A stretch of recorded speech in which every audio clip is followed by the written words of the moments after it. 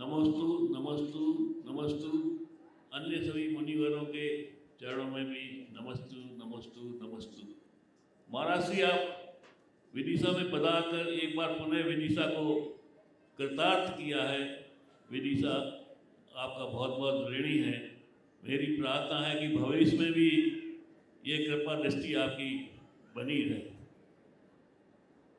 महाराज श्री मेरा प्रश्न या शंका तो नहीं है, लेकिन चिंता जरूर है, जिसका मैं समाधान आपके मुखारबिंद से जानना चाहता हूँ। समस्या ये है कि हमारी जैन समाज की जनसंख्या बहुत ही कम है। पूरे देश में जितनी जनसंख्या है उसका आधा प्रतिशत भी हम नहीं हैं। और ये जनसंख्या का कम होना तो चिंता का विषय है ही, लेकिन साथ में भविष्य में ऐसा लग रहा है कि इसमें और भी कमी होगी। मैंने कई दंपतियों से प्रश्न किया है जिनके विवाह हुए 15-20 साल हो गए हैं। उनसे मैंने पूछा आपके कितने बच्चे हैं, तो किसी ने कहा 1, किसी ने कहा 2, लेकिन 2 से आगे कहने वाले शायद 100 में 1 भी नहीं मिला हो। एक मनीश्री जी ने भी कहा है कि अगर ऐसी ही प्रवृत्ति चलती रही तो हम 100 वर्ष में शून्य हो जाएंगे। जैन समाज का शून्य होना केवल जैन समाज के लिए घातक नहीं है, पूरे राष्ट्र के लिए घातक है। इसलिए घातक है कि जैन समाज शिक्षा में, संस्कारों में, दान में, चरित्र में, इन सब में अन्य लोगों के मुकाबले में श्रेष्ठ है। और ये राष्ट्र की एक महान संपत्ति भी है। इसका क्षरण होना ये राष्ट्र के लिए भी घातक है। तो इसका शंका का समाधान ये है, क्या ये नहीं होना चाहिए कि 3 से कम तो किसी के संतान हो भी ना, और ये सब और कोई नहीं कर पाएगा। आप जैसे मुनि श्रेष्ठ कर सकते हैं, अन्य किसी के बस की ये बात नहीं है। ये प्रवृत्ति इतनी आत्मघाती है। राघव जी ने जो बात अभी रखी है वो बहुत गंभीर है, लेकिन आश्चर्य इस बात का है कि जैसे आपने 3 की बात कही ये लोग हंसने लगे। आज के समय में बड़ी मुश्किल है। मेरे संपर्क में एक युवक है, उसने अपनी धर्मपत्नी से एक दिन हमारे प्रवचनों से प्रेरित होकर कहा कि महाराज जी ने कहा अपने को कम से कम 3 करना है। धर्मपत्नी ने कहा घर से निकाल दूंगी।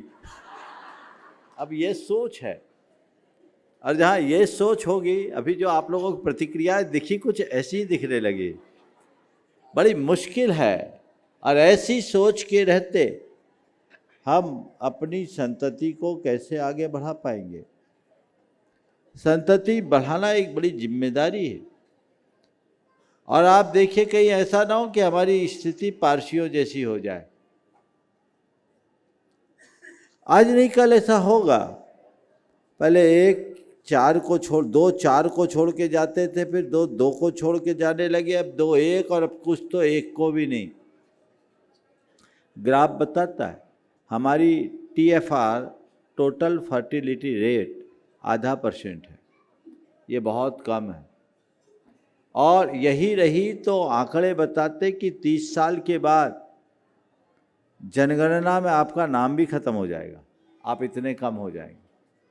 और जैसा आपने बताया कि आकलन बताता है 100 साल के बाद हमारा भविष्य अंधकार में, हमारा अस्तित्व खतरे में। तो ये बात समझना चाहिए। और कभी ये नहीं सोचना कि बच्चे कैसे पलेंगे।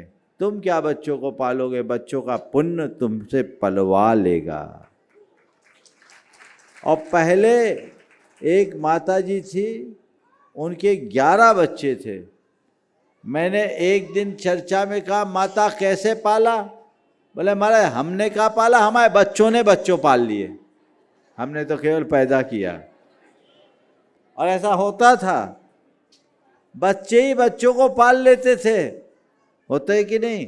आज भी जो यहाँ 70-75 की एज वाले हैं, 60 से ऊपर वाले हैं, या हम लोगों की जनरेशन वाले लोग हैं, वे 4-5 कम से कम होंगे, लेकिन किसी के माँ बाप को कभी कठिनाई नहीं हुई और आज सब पाँव पर खड़े हैं। तुम्हें एक बच्चा भारी पड़ रहा है, एक है तब तक भारी है, अनेक होगा भार खत्म हो जाएगा।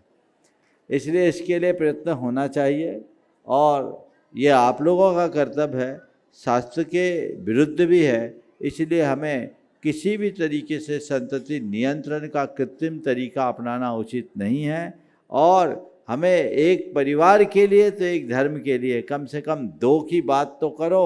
अभी तो 2 भी बड़ा मुश्किल हो गया है, तो ये करे और लोगों को अपने विचारों से जोड़े ताकि लोग जैनत्व को आत्मसात करके अपने जीवन को संरक्षित कर सकें।